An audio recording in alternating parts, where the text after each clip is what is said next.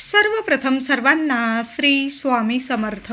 स्वामी महाराजांच्या कृपेने तुमच्या सर्व चांगल्या इच्छा पूर्ण होत ही स्वामींचरणी प्रार्थना करते आणि आजच्या व्हिडिओला सुरुवात करते. उद्या मार्गशीर्ष महिन्यातील तिसरा गुरुवार आलेला आहे.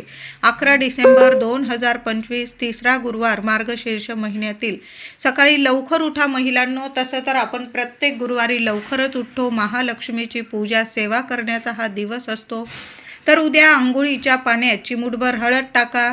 आजूबाजू किंवा मनात नकारात्मकता वाटत असेल थोडंसं चिमूटभर खडं मीठ टाका. आंघोळ करा. केससुद्धा सर्व महिलांनी जरूर धुवायचे आहे. जेव्हा महालक्ष्मीचं पूजन सेवा करतो तेव्हा शरीराने मनाने पवित्र होऊन सेवा करावी.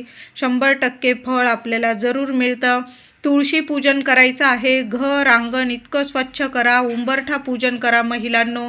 मुख्य दार पुसून घ्या. या गोष्टी करण्यासाठीच आपल्याला थोडंसं लवकर उठायचं आहे.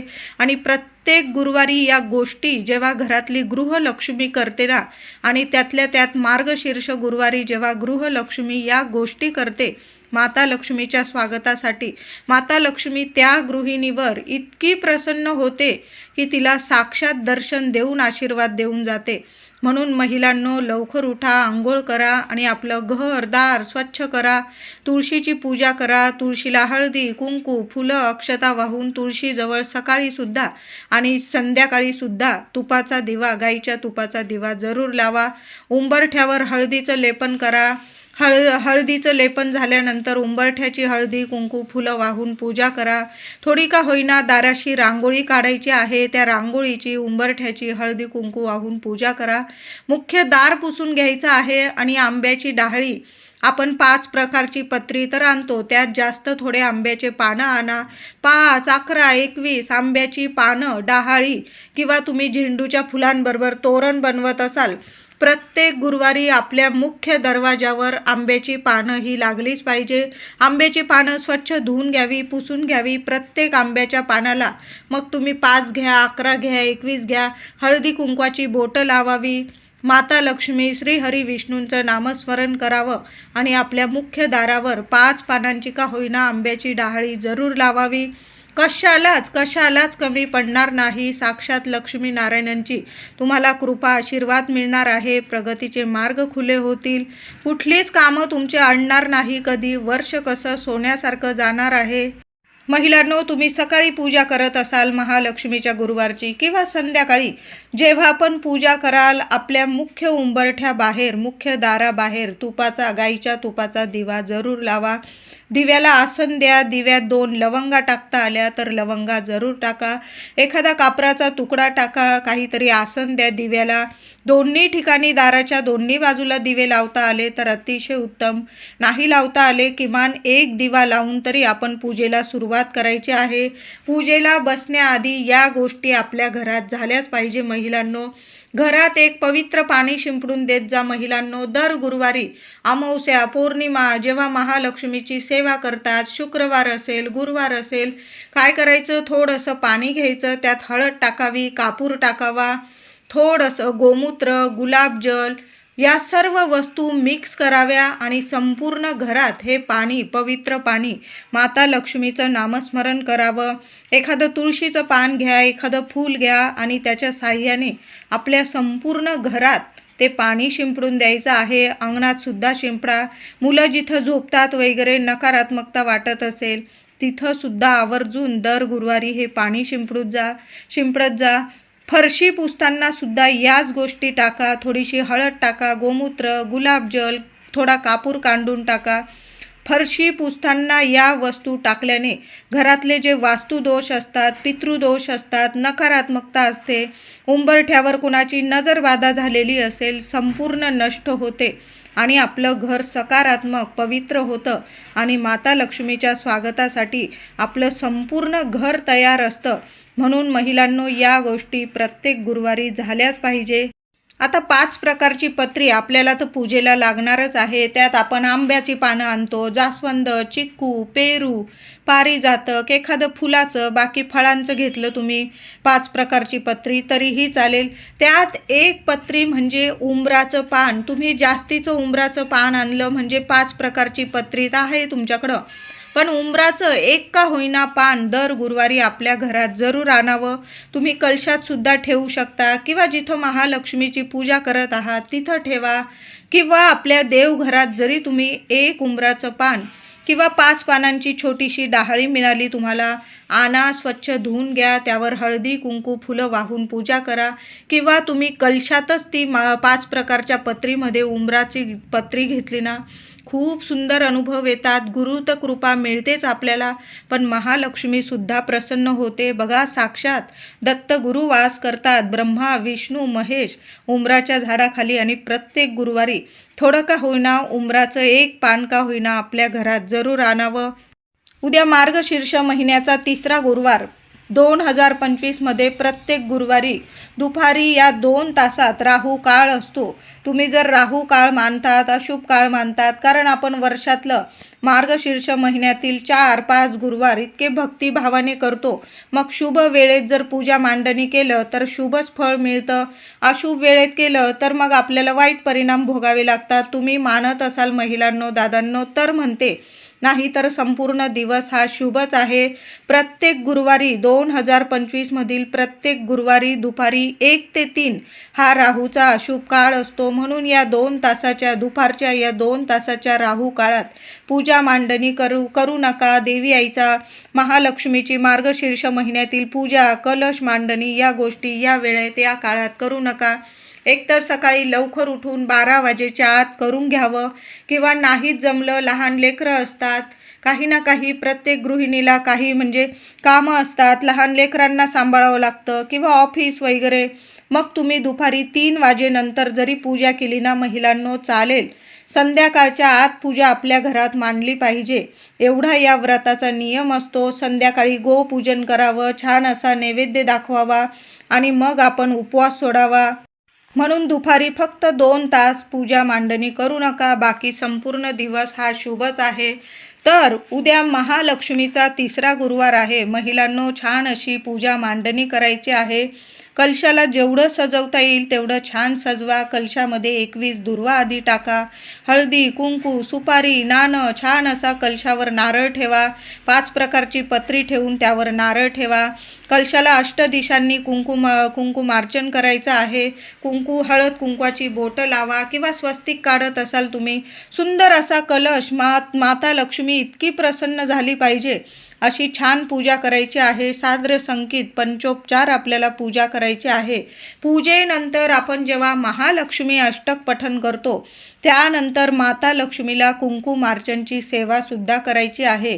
21 वेळा महिलांनो, 21 वेळा माऊलीला जरूर कुंकुमार्चन करा. ओम श्रीम नमः, ओम श्रीम नमः महालक्ष्मीचा बीज मंत्र बोला आणि लक्ष्मी मातेला डोक्यापासून पायापर्यंत छान असं कुंकुमार्चन करायचं आहे. प्रत्येक गुरुवारचं कुंकुमार्चनचं कुंकू एखाद्या डबीत साठवून ठेवा. वर्षभर अंघोळीनंतर तुम्ही लावा. मुलांना, पतिदेवांना जरूर लावत जा. प्रत्येक कामात यश मिळेल, महालक्ष्मीचा कृपा आशीर्वाद मिळेल आणि अशा घरावर कधीच कुठलं दारिद्र्य, गरिबी येऊ शकत नाही. अडीअडचणी वरच्या वर दूर होतात. लक्ष्मीनारायणांची कृपा राहते. म्हणून दर गुरुवारी महालक्ष्मीला कुंकुमार्चन जरूर करावं. 21 वेळा जरी केलं ना तरीही चालेल. तुम्हाला जास्त करायचं करू शकतात. पूजेला बसण्याआधी महिलांनो, आपल्या तुळशीची पूजा करा. तुळशीजवळ दिवा लावा, अगरबत्ती लावा. मुख्य दाराशी गाईच्या तुपाचा दिवा लावा. एक अखंड दिवा आपल्या देवघरात लावून ठेवा. जिथं पूजा मांडणी केलेली आहे तिथं सुद्धा एक अखंड दिवा समयी लावून ठेवायची आहे. म्हणजे आपण रात्रभर पूजा मांडणी उचलत नाही. दुसऱ्या दिवशी उत्तर पूजा करतो तर रात्री आपल्या देवी आईच्या पूजेजवळ माऊलीला आपण साक्षात घटामध्ये विराजमान करतो. तिथं आपल्या देवघराजवळ तुम्ही पूजा मांडणी करत असाल किंवा हॉलमध्ये वगैरे, तर तिथं अंधार व्हायला नको याची नक्की काळजी घ्या महिलांनो. एक अखंड दिवा समयी जरूर लावा. तेलाचा लावा, तुपाचा लावा, नियम नाही. फक्त आपण जेव्हा पूजा करतो ना तेव्हा तुपाचा दिवा देवीसमोर जेवढ्या वेळ पूजा करता तेवढ्या वेळ का होईना गाईच्या तुपाचा दिवा एक मुख्य दाराशी, एक तुळशीजवळ आपण पूजा करतोय तिथं असे 3-4 ठिकाणी तरी गाईच्या तुपाचे दिवे जरूर लावावे. मार्गशीर्ष गुरुवारचं व्रत करतात, घरात शांतता राहील, घरातलं वातावरण शांत प्रसन्न राहील, याकडे सर्वांनी नक्की लक्ष द्यावं.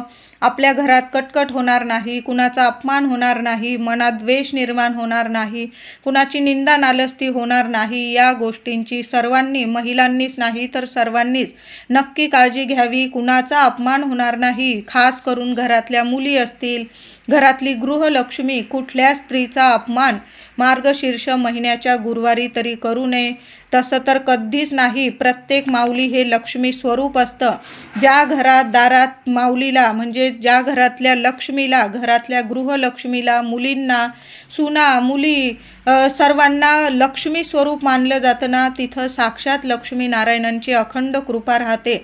जिथं माऊलीचा अपमान होतो, स्त्रियांचा अपमान होतो, तिथं कितीही पैसा असू द्या, पण तिथं आरोग्य कधी देवी आई देत नाही. तुम्ही कितीही पैशात खेळा, जिथं जर घरातल्या गृहलक्ष्मीचा अपमान होतो ना, तिथं लक्ष्मी कधीच नांदत नाही. तिथं फक्त दुःख, दारिद्र्य आणि आजारपण असतं. म्हणून नेहमी घरातल्या गृहलक्ष्मीचा, आपल्या लेकी बाळींचा नेहमी मान सन्मान करा. देवी आई इतकं देईल की तुम्ही मागाल तर तुम्हाला 4 हात कमी पडतील ते सांभाळायला. इतकं देईल आई की तुम्ही जे स्वप्न बघताय ना, त्याच्या 1000 पटीने देवी आई तुमचं सर्व स्वप्न पूर्ण करेल. गाडी, बंगला, तुम्ही जे मागाल, आरोग्य, आनंद, ऐश्वर्य, घरात मुलांची प्रगती, शिक्षण असो, नोकरी असो, सर्व तुमच्या इच्छा माऊली पूर्ण करेल. माऊलीने स्वतः शब्द दिलेला आहे की जी व्यक्ती मार्गशीर्ष महालक्ष्मीचं व्रत करेल मनोभावे, तिचं सर्व स्वप्न, तिच्या सर्व इच्छा मी पूर्ण करेल. म्हणून माऊलीची सेवा करताना सर्वांचा मान राखा आणि खास करून स्त्रियांचा जरूर मान राखा. उद्या पूजा सेवा झाल्यानंतर संध्याकाळी महिलांनो पुन्हा हळदी कुंकू अर्पण करावं. आपण जो नैवेद्य बनवलेला असेल देवी आईला नैवेद्य दाखवावा. आणि गोमाता, तुमच्या घराजवळ जर गाय असेल, सकाळी जरी भेटली तुम्हाला गाय, तर सकाळीच नैवेद्य पाणी करून घ्या गाईला. ताजी चपाती घ्या, तूप गूळ लावा, स्वतःच्या हाताने खाऊ घाला. किंवा ज्यांच्या मुलगा असेल, मुलगी असेल, लग्न कार्यात अडी अडचणी येतात, थोड्या वेळ चण्याची डाळ, मूठभर चण्याची डाळ भिजवून घ्यावी. ती एखाद्या कागदात किंवा एखाद्या डब्यात घ्यावी. त्यावर गुळाचा एक खडा ठेवावा. स्वतःच्या हाताने गाईला खाऊ घालावं. ती लात वगैरे मारत नसेल ती, तर तिच्या पोटाला हात लावावा, नमस्कार करावा, स्वतःची इच्छा बोलावी. ज्या मुलींच्या लग्न कार्यात अडचणी येतात ना, त्या व्यक्तींनी, त्या मुलाने किंवा मुलीने दर गुरुवारी, 2 गुरुवार आहे, उद्या आणि पुढचा 18 तारखेचा, या 2 गुरुवारी तरी ही सेवा गोमातेची जरूर करा. बघा, लवकरात लवकर योग्य ठिकाणी तुमचं लग्न जुळून येईल आणि शुभ कार्य लवकरात लवकर तुमचं होईल. सुंदर उपाय आहे. जी व्यक्ती मार्गशीर्ष महालक्ष्मीचं व्रत करते ना, तिने सकाळी किंवा संध्याकाळी गोपूजन जरूर करावं. आता गाय लांब आहे, तिला हळदी कुंकू वाहता येत नाही, किमान नमस्कार तर करू शकतो आपण. तुमची इच्छा बोला, महालक्ष्मीचं नामस्मरण करा, तिला ताजी चपाती खाऊ घाला आणि नमस्कार करून घरी येऊन मग आपल्याला उपवास सोडायचा आहे. संध्याकाळी ही सेवा करा किंवा सकाळी, पण गोपूजन जरूर करा. बघा, शोधा, गाय भेटून जाईल तुम्हाला. उद्या 3रा गुरुवार, मार्गशीर्षाचा 3रा गुरुवार. महिलांनो, संध्याकाळी पूजा वगैरे झाल्यानंतर, उपवास सोडण्याआधी आपण आरती वगैरे पूजा झाल्यावर लगेच करून घेतो, पण संध्याकाळी कापूरसोबत तुम्हाला 2 किंवा 5 लवंग जाळायचे आहे. थोडासा दालचिनीचा तुकडा आवर्जून जाळा. दालचिनीच्या तुकड्याने माता लक्ष्मी प्रसन्न होते. घरातलं वातावरण दैवी पवित्र व्हायला सुरुवात होते. नकारात्मकता निवारण होते, नष्ट होते, घराची प्रगती होते. म्हणून थोडासा बारीकसा तुकडा दालचिनीचा उद्या जरूर जाळा. लोबान असेल, गुगल असेल, गुलाबाच्या पाकळ्या तुम्ही सुकवून ठेवलेल्या असतील, त्यासुद्धा जाळा. संपूर्ण घरात हा कापूर धूप पसरवायचा आहे. आधी देवघरात, जिथं महालक्ष्मीची पूजा मांडणी केलेली आहे, तिथं दाखवा देवी आईला. संपूर्ण घरात पसरवा. थोड्या वेळ ते धुपाचं भांडं आपल्या मुख्य उंबरठ्यावर ठेवा. कापराचा हा उपाय संध्याकाळी जरूर करा महिलांनो. खूप सुंदर अनुभव येईल. दर गुरुवारी असा कापराचा उपाय जरूर करावा. आपण सण वार अशा शुभ तिथींना जेव्हा आपल्या घरात कापूर जाळतो, लवंग जाळतो, दालचिनी जाळतो, यामुळे देवी लक्ष्मी कायम आपल्या घरावर प्रसन्न राहते, घरात स्थिर स्वरूपात वास करते. आपल्या घरात कधीच गरिबी दारिद्र्य येत नाही. ज्या काही अडचणी असतात निवारण होतात, आरोग्य लाभतं.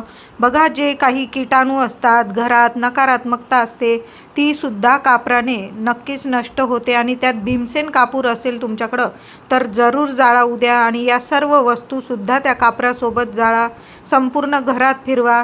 त्याचबरोबर देवी लक्ष्मीला तुम्ही जर एका गुरुवारी जरी देवी आईला तांदळाची खिरीचा नैवेद्य दाखवला असेल तर अतिशय उत्तम. तुम्ही प्रत्येक गुरुवारीसुद्धा देवी आईला तांदळाच्या खिरीचा नैवेद्य दाखवू शकता. किंवा आपण वेगवेगळे पदार्थ देवी आईसाठी बनवत असतो, शिरा बनवतो, हलवा बनवतो, किंवा कुणी मिठाई, जो तुम्ही आनंदाने नैवेद्य अर्पण करताना देवी आई आहे, सर्वच नैवेद्य देवी आईला प्रिय आहे. तर एकदा का होईना तांदळाची खीर, थोडेसे मखाने टाका, थोडीशी केशर असेल तर केशर टाका, छान अशी खिरीचा नैवेद्य देवी आईला जरूर अर्पण करा, नैवेद्य दाखवा. एखाद्या चपातीवर थोडीशी खीर ठेवा आणि गोमातेला, गाईला सुद्धा तो नैवेद्य खाऊ घाला.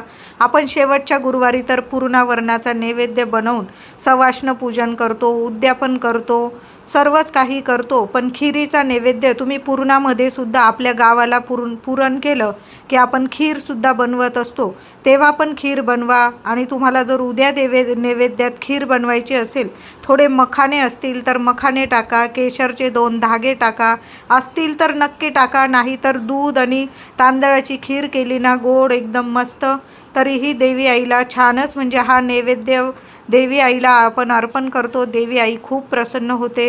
एखादी लहान लेक असेल तुमच्या घरातली किंवा आजूबाजू असेल, तिला घरी बोलवा, तिला पाय धुवा, थोडेसे तिचे हळदी कुंकू लावा, तिच्याकडून सुद्धा तुम्ही स्वतःला हळदी कुंकू लावून घ्या. तिला थोडासा खिरीचा प्रसाद खायला द्या तुमच्या घरात बसूनच. तो प्रसाद खाल्ल्यानंतर तिच्याकडून छान आशीर्वाद घ्या, तिला मग पाठवणी करा, एखादं फळ फूल अर्पण करा, तिला हातात द्या आणि मग तिला घरी पाठवणी करायची आहे. खूप सुंदर अनुभव येतील.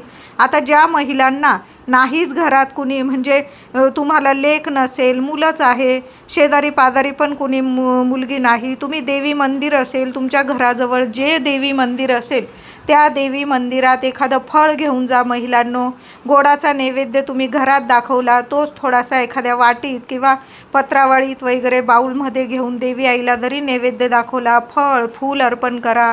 तुम्हाला ओटी भरायची असेल देवी आईची, घरात भरू शकता किंवा मंदिरात भरा. बघा, या छोट्या मोठ्या सेवा करतो ना, मोठमोठी फळं देवी लक्ष्मी आपल्या पदरात देत असते.